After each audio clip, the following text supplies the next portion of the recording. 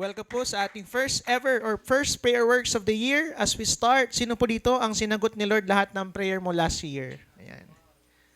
Yan. Kaya ka nasa prayer works kasi lahat ng prayer mo, ni isa, walang hindi sinagot si Lord, lahat sinagot. Sino po taas yung kamay? Ayan po. Sino po mga sinungaling dito? Wala naman. Daddy Bishop, hindi ba sinagot ni Lord lahat sa inyo? Pambihira naman, nakakalungkot naman. Pero that's the reality, tama po ba? Mukhang lahat naman tayo ay hindi tayo naka-experience na sinagot lahat ng panalangin natin. Sino man dito, sure ka, no? May mga prayers ka din na hindi sinagot ng Lord last year. Yan. Gusto ko makita yung mga kamay po. Yan, kung totoo. Thank you Lord, may kasama rin pala ako. Tingnan mo yung katabi mo, buti nga sa'yo, sabi mo sa kanya. Hindi, biro lang po, no? Well, that's the reality of Christian life, no? Nasa prayer works tayo, hindi dahil sinasagot tayo lagi ni Lord. Pero nasa prayer works tayo kasi bagamat hindi sinasagot ni Lord yung prayer natin, naniniwala pa rin tayo sa kapangyarihan ng panalangin. At yan po ang dahilan, ba't po tayo nandito ngayon? Kaya nga nung nag-aaral po ako kanina, as I was praying, Lord, anong magandang mensahe mo sa amin? Napunta ako sa isang mensahe na I think makaka-relate tayong lahat. At maganda, panghahawakan natin to, especially ngayong nagsisimula ang bagong taon. Ngayon, nasisimula ang prayer works natin, unang-unang prayer works ng taon. Ano ba ang magiging, motivation ko, goal ko as I start this year, especially sa pag-attend sa prayer works. No?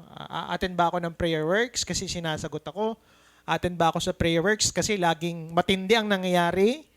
O paano pag hindi na matindi? Paano kung hindi ka naman sinagot ng Diyos?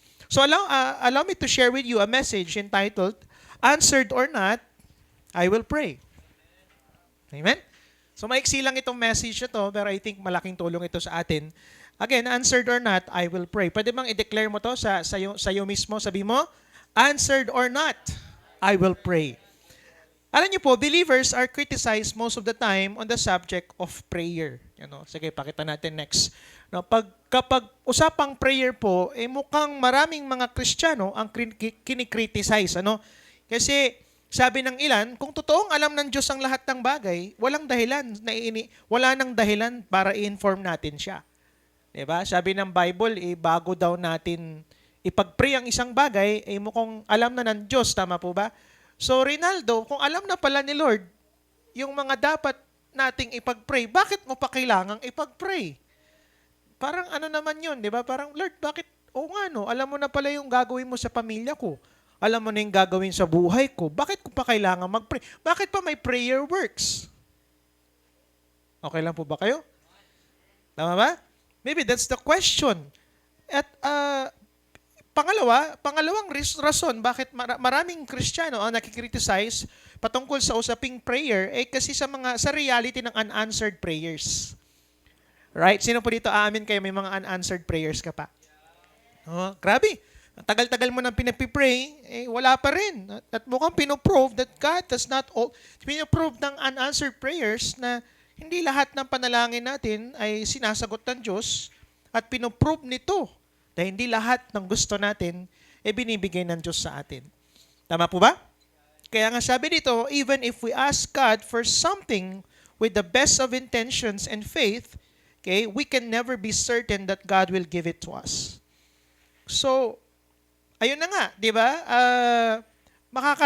Makikita natin dito na kahit gaano pa, yung tama yung puso mo, kahit gaano pa minsan tama yung intention mo at pananampalataya mo, mukhang minsan talaga may mga panalangin hindi talaga sinasagot ni Lord. Right? Amen. Natanong niyo ba yon? Sabi ni Lord, according to His will, pinag-pray ko, bakit? Wala pa rin.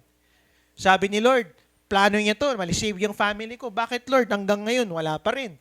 So, minsan ganun, nangyayari. Hindi ko sinasabing lagi, pero minsan nangyayari ito. At bakit kailangan pang magdasal kung ganun naman pala? At isa sa pinakamatinding question na siguro marami sa atin tinanong na rin or probably marami sa inyo ay hindi pa naman ito natanong, ay bakit pa kaya ako magdadasal kung alam naman ni Lord ang gagawin niya? Alright? Alam ni Lord ang gagawin niya sa pamilya ko. Alam ni Lord ang gagawin niya no, sa simbahan natin, bakit pa natin kailangang manalangin? So mamaya mag-share ako sa inyo ng biblical truths, no, na kailangan nating malaman patungkol sa panalangin na magiging batayan natin bakit tayo mananalangin pa rin regardless sa mga katotohanan ito. Tama po ba?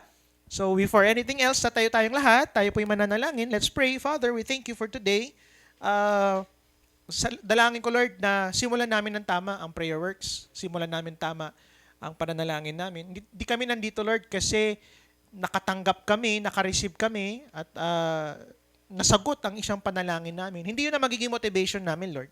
Kasi ang reality ng Christian life ay maraming beses, hindi naman sobrang dami, pero may mga times din na may mga prayers kami, bagamat tama na ang puso namin, bagamat alam namin in line to sa will mo, mukhang hindi pa rin ito nasasagot. Pero I pray God na this night, as we talk about this very delicate message about prayer, dalangin ko po na mabuksan ng aming mga mata nang makita namin, tama ang puso namin, Lord, sa aming attitude towards prayer and towards you. Lord, bless this message into our hearts and bless these people that are here in this place. Dalangin ko, Lord, magiging matinding motivation nila ito, Lord, as they pray this year, 2026. We thank you, Lord. We bless you. In Jesus' name we pray. Before tayo umupo, sabihin mo sa katabi mo, okay, huwag kang magsawang manalangin, ha? Ayan, sige, makakaupo na po tayo. Thank you, Jesus. Welcome din po sa ating mga kasama online, okay, via Facebook group. Ano? So, siguro, yun na nga, to answer this million-peso question, di ba? Who wants to be a millionaire? Let's talk about the following truths. No? Let's talk about biblical truths why we need to pray regardless if we will be answered or not. Unang-una ay because it is commanded. Yan. Sabi mo nga sa katabi mo, it is commanded. Oo. Pinakasimpleng sagot, bakit kailangang magdasal? Kasi utos ng Diyos eh. Alam naman natin bilang mga Kristiyano, isang kasalanan ang hindi pagsunod sa utos ng Diyos. Tama po ba? So regardless kung sasagutin o hindi, I think ang pinaka-best answer, pinaka-simpleng sagot, inutos ni Lord manalangin tayo wala tayong magagawa. Kailangan natin mag-pray. Tama ba? There are many mysteries in prayer, but we know, okay, that for sure that God told us to pray. Saan natin makikita? Philippians 4:6. Sabi dyan, NKJV, be anxious for nothing, but in everything by prayer and supplication, with thanksgiving, let your requests be made known to God. No? In everything by prayer daw. In everything by prayer, sa lahat ng bagay. Narinig niyo na ba minsan yung sinasabi minsan sa ating mga Kristiyano, ano ba naman yan? Lahat na lang dinadaan sa panalangin. Ganun nga diba? Minsan OA, minsan ang mga Christians. No? Alam ko naman, may mga iba, sobrang prayer, pero wala nang work. Tama po ba? Dapat may work din. Pero dapat kasabay ng working, may prayer pa din. Lahat. Sabi niya, lahat. Pag-pray mo lahat. Ibig sabihin ba niyan? Lahat? Oo, lahat. Pag-pray mo yung pagkain. Di ba? Ano pang pag-pray mo? Pag-pray mo yung pamilya mo. Lahat. As in lahat. Pag-pray mo daw lahat, sabi ng Panginoon Diyos. Kay Ephesians 6:18. Sabi niya, praying always with all prayer. Lahat ng klaseng prayer. Ano bang mga prayer yan? Prayer for the food, prayer for the nation, prayer for my loved ones, prayer for my crush. May ganun ba? Ano? May ganun ba? Wala naman ganun. Ano? Wala kang prayer for the crush. Wala naman. No? Baka mag-crush landing. Ano? So, with all prayer and supplication in the Spirit, being watchful to this end, with all perseverance and supplication for all the saints. So, perseverance ka daw. Dapat persevering ka in prayer. Tama po ba? Always. So, utos ng Diyos na naman ito. Mukhang sinasabi niya. Niya sinabing, manalangin lang kayo tuwing Wednesday, 5:30 p.m. Pag kumakanta na si Rinaldo yan, pray na kayo. Yung ba yun? Pag nag-chat na si Tita Lisa, prayer works na mga kapatid. Hindi. Sabi niya, always. No? Baka meron sa atin, nagpipray lang tayo nung fasting, ay mukhang malaking problema yun. Kaya tayo nag-prayer in fasting para i-ready yung sarili natin sa isang taong pananalangin. Tama ba? Gusto niyo pa ba ng Dagdag pa natin dyan, Colossians 4:2. Actually, napakarami pang verses, pero ilan lang ito sa mga nagpapakita na ang panalangin ay utos ng Diyos. Continue earnestly in prayer. Ano ba ang Tagalog ng earnestly? Yun, ituloy daw ang marubdob na pananalangin. Being vigilant in it with thanksgiving. Samahan mo rin naman daw ng thanksgiving. Kayo naman, puro ka naman prayer, di ba? Puro ka naman hingi-hingi, di ba? Lord, pasalamat ka din. Tama ba? So, hindi natin pwedeng baliwalain ang isang malinaw na bagay dahil hindi lang natin mahanapan ng sagot ng ang ating mga tanong. Di ba? Dahil sinasabi mo na hindi nga ako sinagot ni Lord at hindi nasasagot, bakit hanggang ngayon hindi pa rin sinasagot ni Lord? Sapat ba yun para hindi na tayo manalangin? Kasi maraming hindi nanalangin kasi hindi sila sinagot eh. Tama ba? Bakit ako maniniwala sa isang bagay na hindi naman pala nangyayari? Wala tayong no choice. Kasi sabi ng Diyos, manalangin. Tama ba? So regardless, sabi mo nga sa katabi mo, regardless, manalangin. Di ba? Kasi ito ay utos ng ating Panginoon Diyos. Ibig sabihin po, itong ginagawa natin ngayon, ang pag-attend din ng prayer works, ay mukhang pagsunod din sa Diyos. Palakpakan mo naman yung katabi mo kasi nandito siya ngayon. Amen? Amen. Kaya nga may dumating yung time na halos kasi ang prayer works natin no nagsisimula ang Lighthouse ay ang tawag dito Saturday ng madaling araw, 5:00. Alam mo, nadi-discourage na kami kasi lilima na lang kami, 3, 5, 4. Alam mo yun, parang sabi ko, Lord, kailangan na ba naming tanggalin ang prayer works? Kasi wala namang umaatin eh. Alam mo, sabi ni Lord sa akin, anak, wala namang problema sa prayer works. So, problema mo yung oras at yung araw. Kasi doon tayo nagsimula dati. Parang ang point pa namin, dati nga nagawa namin. Nag-iiba ang panahon eh. Kailangan natin wisdom eh, no? At nakakatuwa kasi binigyan tayo ni Lord ng wisdom. Naalala ko, sabi ko, Dad, hindi ko alam kung si Daddy ba yung kausap ko nun, pero naalala ko dati, meron tatawag na midweek service. Sabi ko, midweek, kasi bakit maganda rin itong midweek service? Napansin ko po, pero hindi naman siya midweek service eh, naging prayer work siya eh. Bakit maganda ang midweek service? Kasi maganda rin eh, kalagitnaan, nagmi-meet tayo together para ma-remind tayo ulit eh, mapalakas tayo muli eh. Kasi pag Sunday lang tayo nagmi-meet, mukhang malayo-layo eh. Salamat na lang, may mga ganito tayo. So salamat sa Lord, hindi to na-stop. No? At mukhang lumalago ito, tama ba? May mga ilan lang siguro na nagbakasyon ng kaunti o kaya hindi ata nila alam, ano? Pero thank you Lord kasi nandito ka, palakpakan mo yung katabi mo. Mananalangin tayo kasi ito ay utos ng Diyos. Pangalawa, okay? So it is commanded. Command siya ng Lord. Kailangan nating sundin. Pangalawa, na truths that why we need to pray regardless if we will be answered or not, because communication is the key. Okay? Ang pakikipag-ugnayan, pakikipag-usap, ang susi. Ang komunikasyon ay mahalaga sa lahat ng klase ng relasyon. Tama po ba? Sabi ko nga, kadalasan, bakit ang isang relasyon ay nagkakalamat, nagkakaproblema, kasi mukhang nagkakaproblema sa nawawalan ng oras ng pakikipag-ugnayan o pakikipag-usap. Tama ba? Bakit nag-aaway ang mag-asawa? Hindi na nag-uusap. Right? Bakit nag-aaway ang magkakaibigan? Hindi na nag-uusap. Ba't nagkakaproblema ang relasyon natin kay Lord? Kasi hindi ka na nananalangin. Well, ang prayer po was designed not for, hindi siya para 911, hingi tulong, hindi. ang prayer was designed for communion. No? It was designed for communication, pakikipag-usap sa Diyos. Through prayer, we can express our requests and gratitude. Nasa Philippians 4:6 yan eh. Ito ay mahahalimbawa sa magulang na gusto pa ring marinig na humingi sa kanila ang kanilang mga anak kahit alam na rin naman nila kung anong hihingiin nila. At kahit pa magbigay din naman sila kahit hindi humihingi. Tama po ba? May mga nanay ba kayong ganyan na hindi mo naman kailangang humingi? Para bigyan ka ng baon, bibigyan ka naman eh. Bibigyan ka naman ng damit eh, bibigyan ka naman ng regalo eh. Tama po ba? Pero iba pa rin yung feeling na lumalapit sa iyo yung anak mo, ay yung anak mo at sinasabi, "Ma, bilang mo nga ako ng ganito, ma, kailangan ko to, ma, pa." Tama po ba? So the Bible beautifully describe God as our Father who loves to give good things to those who ask Him. Makikita yan sa Matthew 7:11. Grabe, no? Ganda. Matthew 7:11. Diba? Ang 7-Eleven, nandun lahat eh. Oh, sabi ng Lord, anak, ako din ang 7-Eleven mo.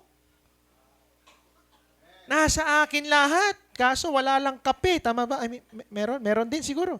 If you then, sabi niya, kayo ngang mga demonyo kayo. Kaya niyong magbigay ng magagandang regalo sa mga anak niyo. Paano naman akong isang ama na mabuting ama? Good things to those who ask Him. Kung yung masasama nga, kaya nilang magbigay ng mga magagandang bagay sa kanilang mga anak. How much more ang mabuting Diyos natin, Ama, sa mga taong humihiling sa Kanya. Hindi rin natin alam na alam na ng Diyos ang nasa isip natin, pwede na tayong hindi magdasal. Alam naman na ni Lord yung nasa isip ko. Actually, may mga ganun bang prayer? May mga nagpipray ba dito na nasa isip lang?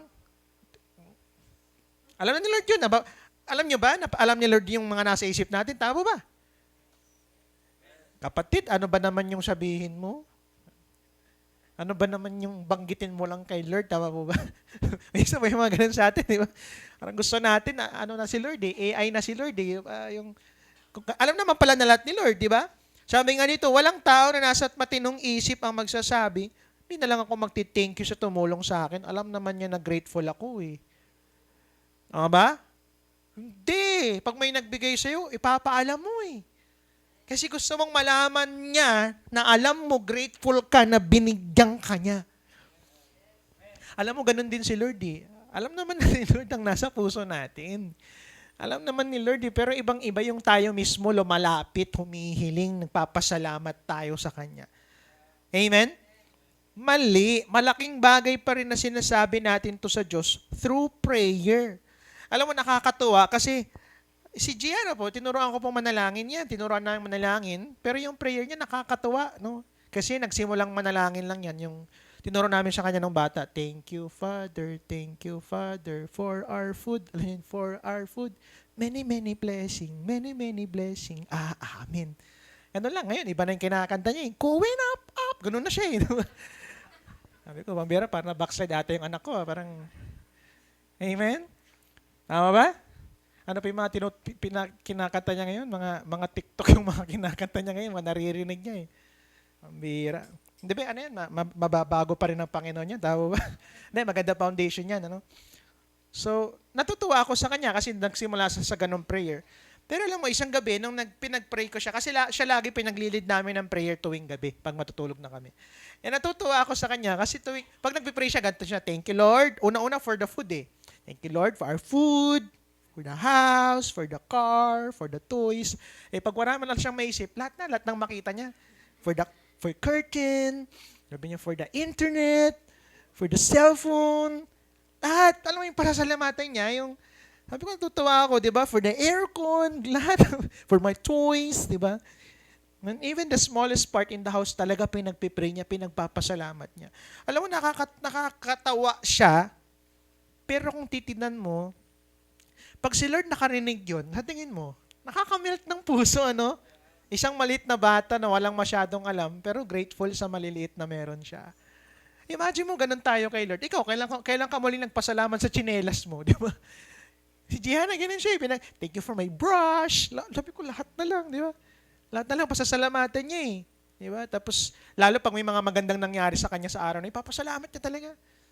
Kaya nga nakakatuwa, no? Actually, it really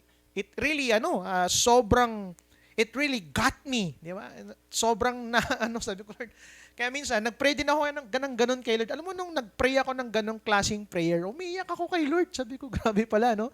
Pag ganun pala tayong manalangin din kay Lord, nakakatuwa. Tama po ba? Kasi ang prayer kasi, hindi siya, Lord Father, we thank you, God, for this day. Isang ganun eh. Iba, nag-iba pa yung boses. Wala! Di ba? Panginoon, maraming mansang. Di ba? Ano ba? Parang sinasapian. Panginoong Diyos. Di ba? Diba? Gumagamit tayo ng mga Greek word. Ganun ka ba makipag-usap? Di ba?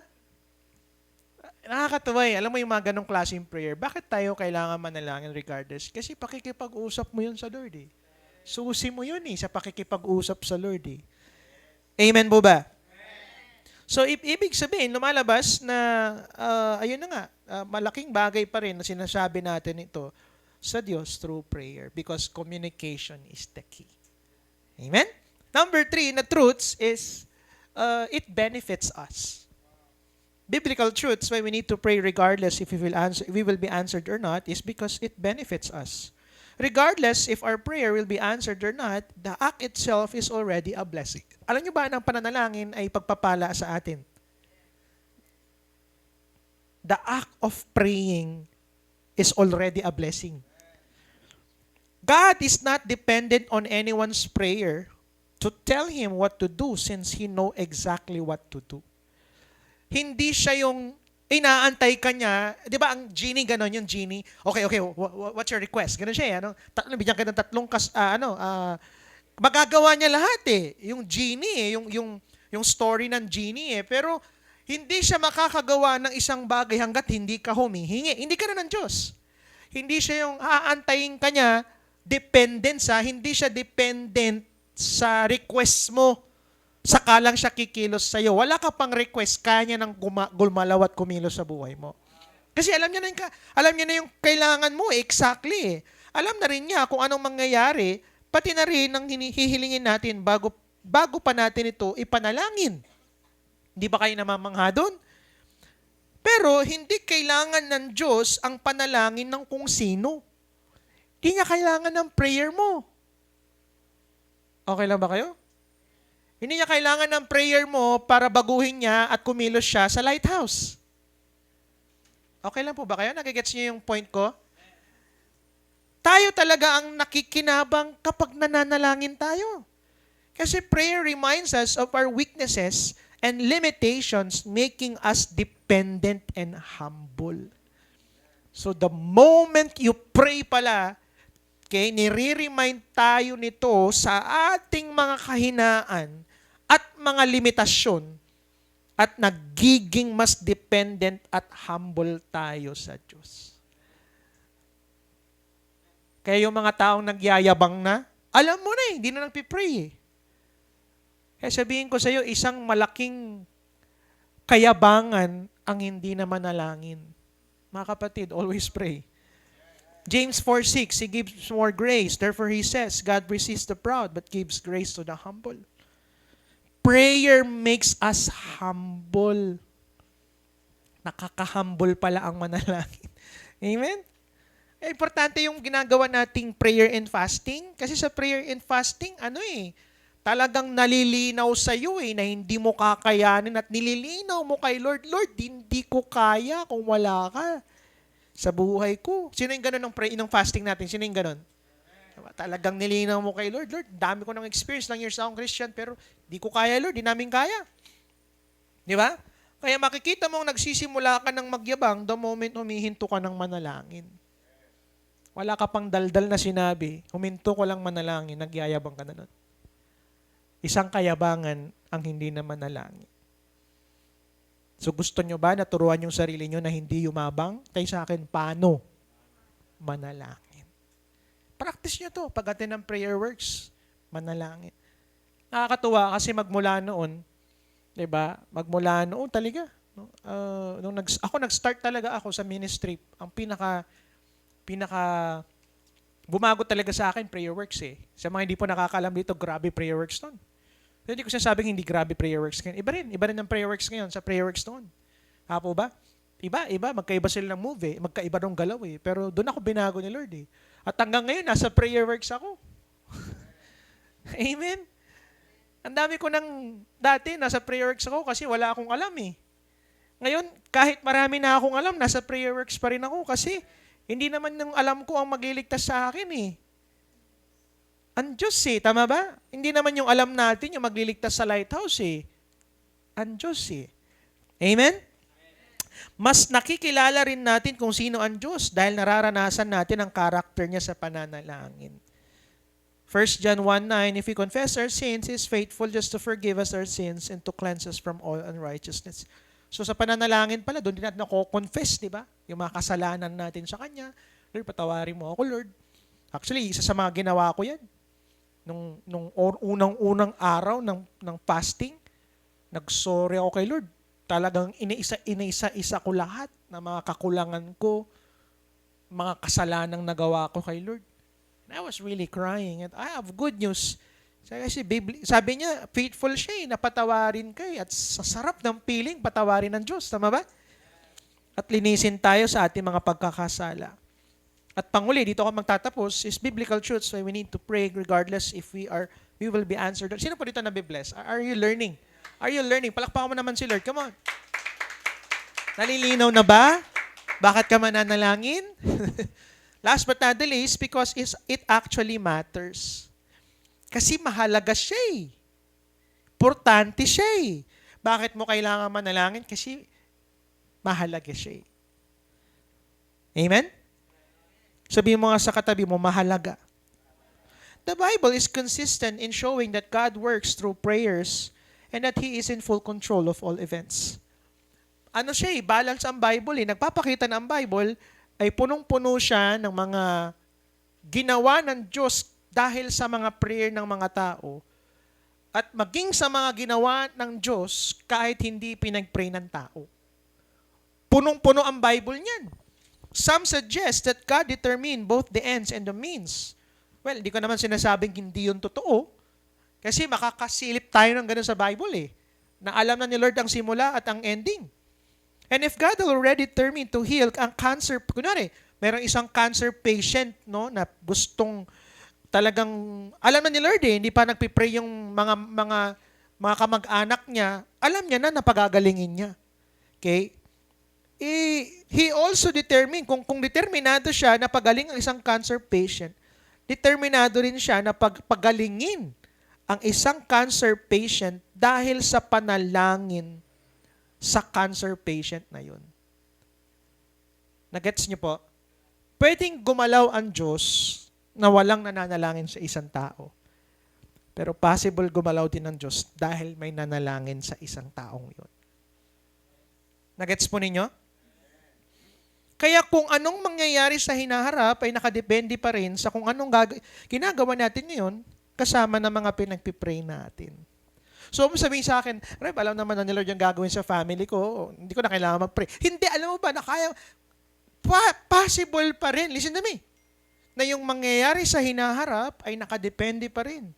So, kung ano ang gagawin mo ngayon at sa mga bagay na pinagpipray mo ngayon. Sinong masaya doon? Diba? Na meron tayong kakayahang gawing ganun. Na hindi lang puppet si Lord, puppet tayo, na kung ano lang ang gagawin ni Lord, yun lang mangyayari sa atin. Kaya ngayon nakakatuwa kay Lord eh. Tama po ba? All-knowing siya eh. Alam naman niya na yung gagawin niya sa atin eh. Pero yun ang nakaka-amaze kay Lord. Others argue that God took prayer or lack of prayer into account when deciding which world to actualize. Maaaring piliin niya na maging realidad ang mundo kung saan tinugon niya ang prayers ng family at friends ng patient. Pero kung alam niyang wala namang nananalangin para sa kanya, maaaring piliin niyang gawing realidad ang mundo ng iba, na iba naman ang nangyari. Ganun ang Diyos eh. Kahit anumang view ang panghawakan natin, we can be sure that prayer matters to God. Kaya naman po, totoo po na hindi kailangan ng Diyos ng panalangin, pero totoo rin naman na pinapahalagahan niya ito. Hindi niya na kailangan ng prayers natin para kumilos siya sa buhay natin. Pero mahalaga sa kanya ito. Makikita ito sa katotohanan na isa sa mga dahilan kung bakit pinipili ng Diyos na wag ibigay ang ilang mga bagay ay dahil hindi ito hinihingi sa kanya. Gusto niyo ng proof? Gusto niyo ng proof? James 4:2, you do not have because you do not ask. So possibly pala na kaya naman siyang gawin ng Lord, pero dahil hindi ka humingi, hindi niya ibibigay. Alam mo, this year, ang prayer ko, mamamanga tayo sa sagot ni Lord na hindi natin pinanalangin. At mamamanga tayo sa mga sagot ni Lord na pinanalangin natin.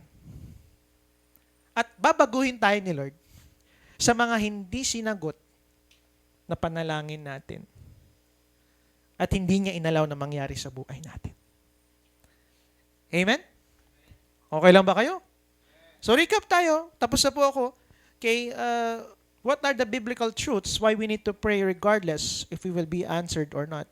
Unang-una, because it is commanded. Number 2, because communication is the key. Pangatlo, because it benefits us. At number 4, because it actually matters. Palapakan naman natin si Lord. Are we learning tonight?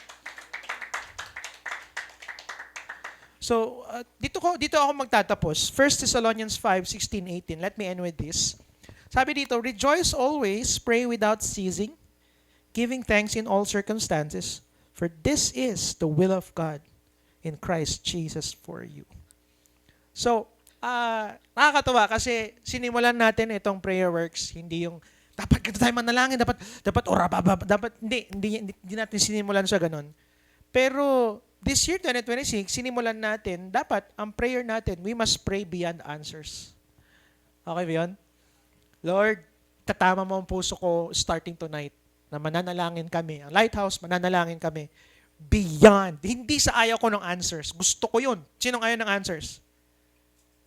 O wala. Amen. Kanyang mata. Sinong ayaw ng answers? Amen. Ayaw natin. Tama po ba? Pero hindi tayo nakafocus sa answers. Hindi ako mananalangin para lang sagutin. Okay? Kahit tahimik minsan ng langit, kahit tahimik ang Diyos, hindi pa rin titigil sa pananalangin. Sino po ganun ka this year? Lord, this year, kahit tahimik ang langit, kahit tahimik ka, hindi pa rin ako titigil na manalangin. Kaya sa akin, bakit? Kasi kung susumahin natin, i-summarize natin yung buong mensahe. Therefore, answered or not, I will pray. Why? Because this is the will of God in my life. Alam mo, will ni Lord sa'yo yung manalangin ka. That's the will of God.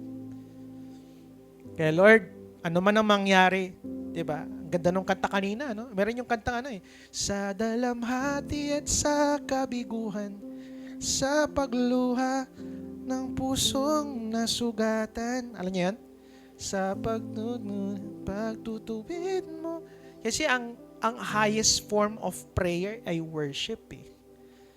Kaya Lord, sana, dalangin ko po ito ang prayer, especially ng lahat ng nasa Lighthouse. Di tayo magpipray kasi sasagutin. Di tayo magpipray kasi hindi sinagot. Whatever it is, mananalangin ako. Kasi ito ang plano ni Lord sa buhay ko. Palakpak po sa Panginoon, pinakamalakas. Thank you, Jesus. Sige po, manalangin tayo. Sharabahan, darabarabarabar. Come just pray in the Spirit. Just allow the Lord to change our lives. Sige, come on.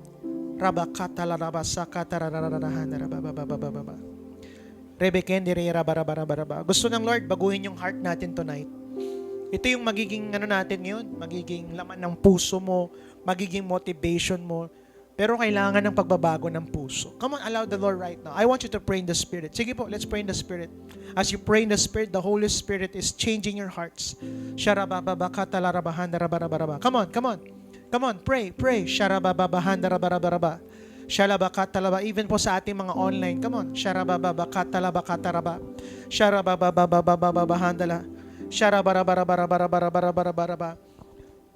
Sa pananalangin mo tonight. Sige po, panalangin tayo. Sa pananalangin mo ngayon, may binabasag si Lord na mga mayayabang na klase ng puso, pag-uugali. Come on.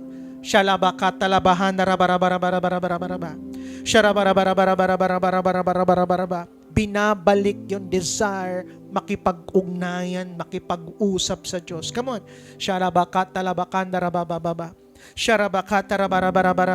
Sa pananalangin mo ngayon, alam mo yung prayer mo ngayon, may ginagawa si Lord na sa iyo eh. binibenefit na nito yung buhay mo ngayon eh. Come on. Sharabakatarabarabahandarabarabaraba. Sharabakatalabakandarabahandarabarabaraba. Shakatarabahandaraba. Kramamasikatalayhandarabahandarabahandarebe. Kremememeyandalabasikatalabahandarabarabaraba. Sharabababa. Lord, lumalapit kami sa inyo tonight. Salamat sa napakalinaw mong salita, Lord. Napakayaman mong salita na nagbabago ng puso namin. Nag-aayos ng mga desires at characters namin. Lord, nung nagsisimula kaming Kristiyano, akala namin ang prayer ay ginamit mo o create mo for us to ask. But more than anything else, it was a command. Utos siya, Lord. Regardless muna, Lord, salamat kasi sa pananalangin pala namin, sumusunod kami sa iyo. Pangalawa, ang panalangin pala, Lord, ay ways para makipag-communicate sa iyo. So Lord, itama mo ngayon ang puso namin sa pananalangin. Dalangin ko, Lord, na ang sentro ng prayer namin lagi, hindi pangangailangan. Ang sentro ng prayer namin lagi ay patungkol sa kagustuhan namin at kagustuhan mo na makipag-ugnayan sa amin. Lord, I pray na sa aming pananalangin, mas mailalapit kami nito sa iyo. At dalangin ko rin, Lord, na sa pananalangin ay mabago mo ang buhay namin. Sa pananalangin, maitama ang puso namin. Maitanggal yung mga yabang. Kung may isang bagay, Lord, na lagi kang tanggalin sa amin everyday, especially sa pananalangin namin, Lord, yung mga yabang namin, yung self-sufficient namin, yung sinasabi namin na kaya na namin, Lord, tanggalin mo yon. Every day as we pray, God, especially this church, Lord, we just want you to know that without you, Lord, we can't do nothing. Walang kwenta yung aral namin, walang kwenta yung mga trainings namin, mga topics namin, lahat ng ginagawa namin, Lord, kung wala ka. Lord, kaya may prayer works. Just letting you know that without you, Lord, we can do nothing. Without prayer, we can do nothing. Thank you, Lord, because in our weakness, in our limitations, dito mo naman lumalabas ang mayamang grasya mo na nagsusustain sa aming mga buhay.